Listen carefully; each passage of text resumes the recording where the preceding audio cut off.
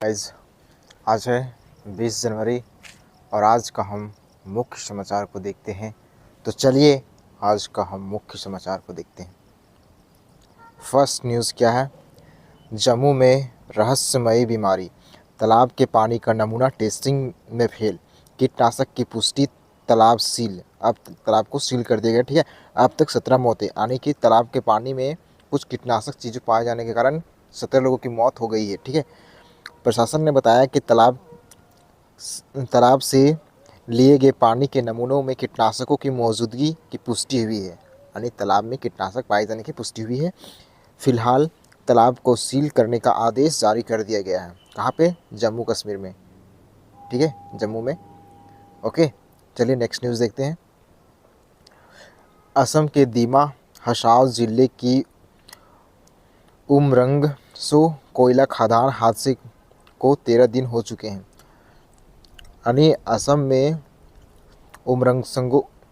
उमरंगसो कोयला खदान जो है वहाँ पे 6 जनवरी को खदान में पानी भर जाने से 9 मजदूर जो थे वो फंस गए थे। यानी कि खदान में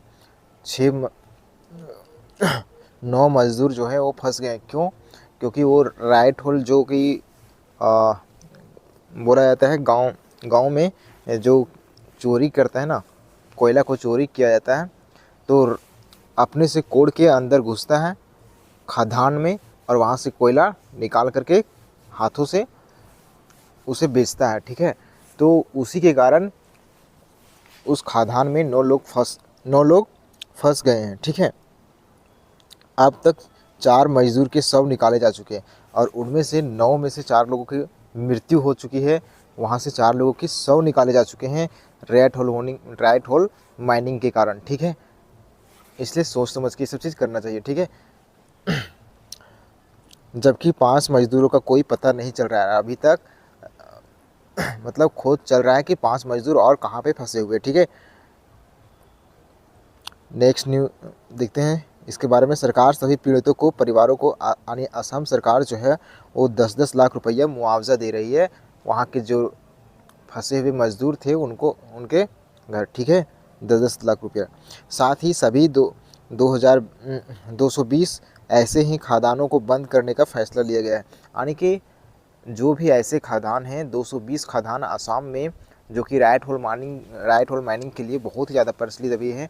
ठीक है, और वैसे में ऐसी समस्याएं देखने को तो मिलेगा ही। ठीक है, तो उन खदानों को भी बंद कर दिया गया है। ठीक है, चलिए नेक्स्ट न्यूज़ देखते हैं। हरियाणा के रहने वाले ओलंपियन नीरज चोपड़ा ने शादी कर ली है।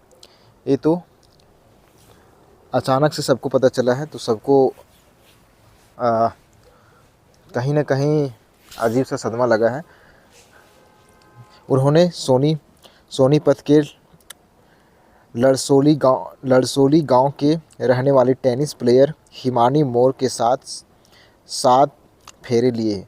उनके पिता चांद Ram state bank of India SBI से करीब 2 महीने पहले ही रिटायर हुए हैं। यानी उसके पिता जो हिमानी का जो पिता हैं वो SBI बैंक के मैनेजर थे। वो हाल ही में 2 महीने पहले रिटायर हुए। ठीक है, हिमानी के पिता ने गांव में खेल स्टेडियम बनाया हुआ है। यानी हिमानी के पिता जो है गांव में खेल स्टेडियम बनाए हुए हैं।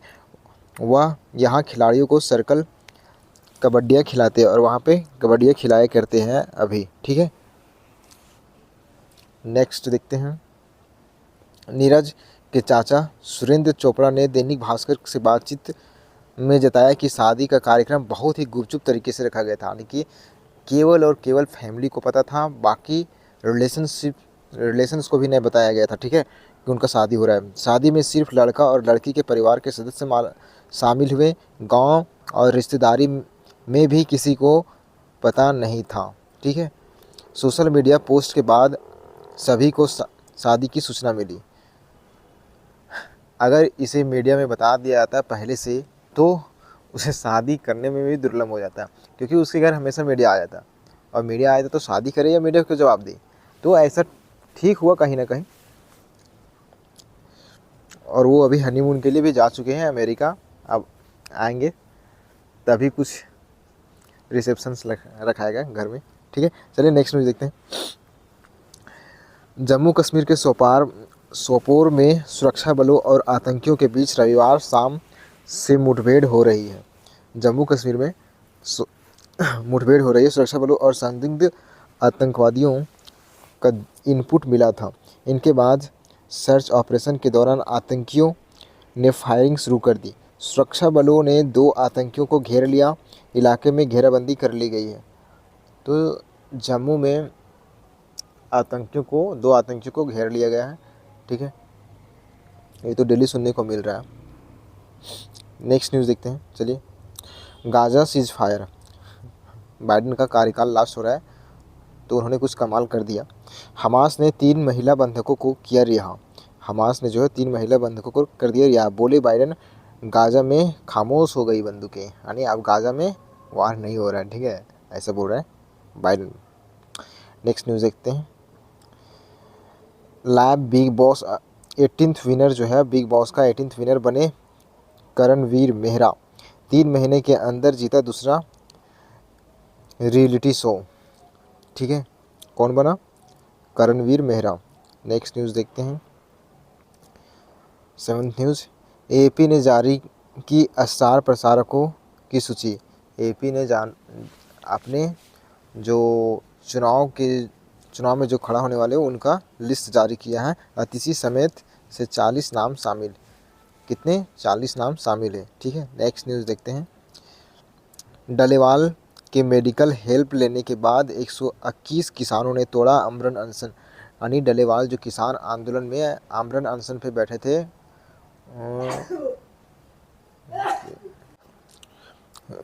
ना, आमरण अनशन सरकार से बातचीत का स्वागत, यानी सरकार भी किसानों का बात सुनने के लिए तैयार हो चुकी है, इसलिए आमरण अनशन तोड़ा है लोगों ने। ठीक है, चलिए नेक्स्ट न्यूज़ को देखते हैं।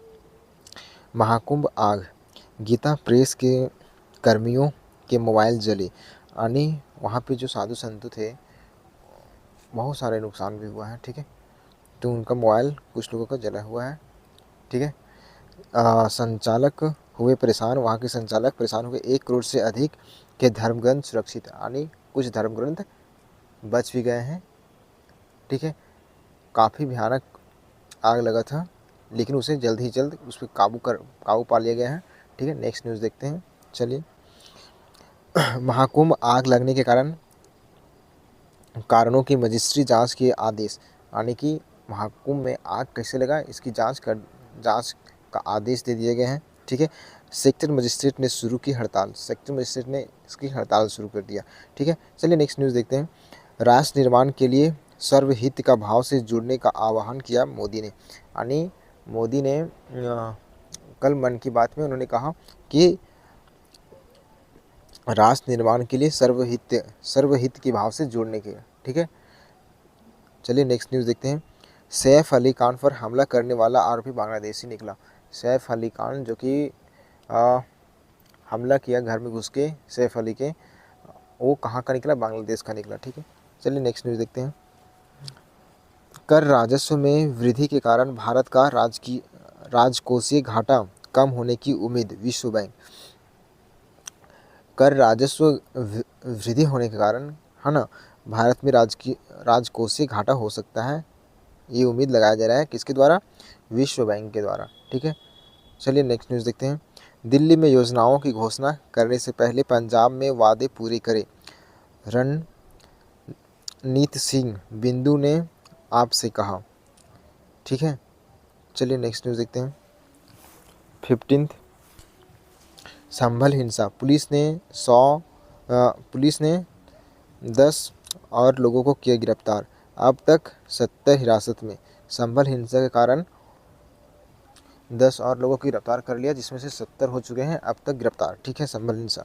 ठीक है, नेक्स्ट न्यूज़। असम पुलिस के प्रमुख ज्ञानेंद्र प्रताप सिंह सीआरपीएफ के महानिदेशक नियुक्त।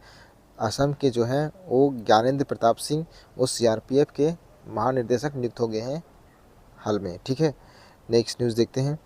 मणिपुर में जारी हिंसा के बीच केंद्रीय गृह मंत्री ने अधिकारियों ने शुक्रवार 17 जनवरी को दिल्ली में कुकी जो काउंसिल के प्रतिनिधियों में मुलाकात की और राज्य में शांति बहाल से जुड़ी परिस्थिति पर चर्चा की। यानी कि गृह मंत्री जो है वो कुकी समुदाय के बीच जो झड़प हो रहा है मणिपुर में, उनसे उसको सुलझाने के लिए गृह मंत्री ने बात किया। ठीक है, चलिए इसके बारे में देखते हैं। और बैठक में गृह मंत्रालय के अधिकारियों ने कुकी जो काउंसिल, जो विभिन्न संगठनों के प्रतिनिधियों वाला एक नया निकाय है, को साफ संदेश दिया है कि किसी भी राजनीतिक बातचीत और समाधान की शुरुआत करने से पहले राज्य में हिंसा का पूरी तरह से अंत होना जरूरी है। यानी किसी भी प्रकार का समाधान सुनने से पहले बोला गया कि राज्य में पूरी तौर पे हिंसा का अंत होना जरूरी है। ठीक है, तो चलिए नेक्स्ट न्यूज़ देखते हैं।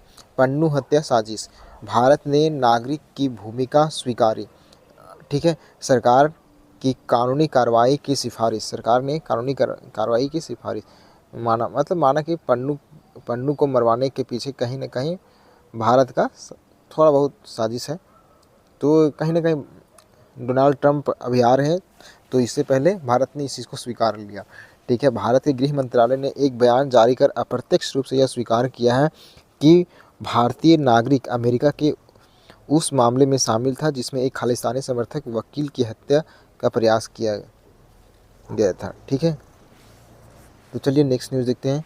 विमेंस के बाद भारतीय मेंस टीम ने भी जीता खो खो वर्ल्ड कप 2025 का खिताब। ठीक है, प्रधानमंत्री ने दी बधाई। यानी खो खो वर्ल्ड कप जो था महिलाओं ने तो जीता ही, लेकिन पुरुषों ने भी जीत लिया।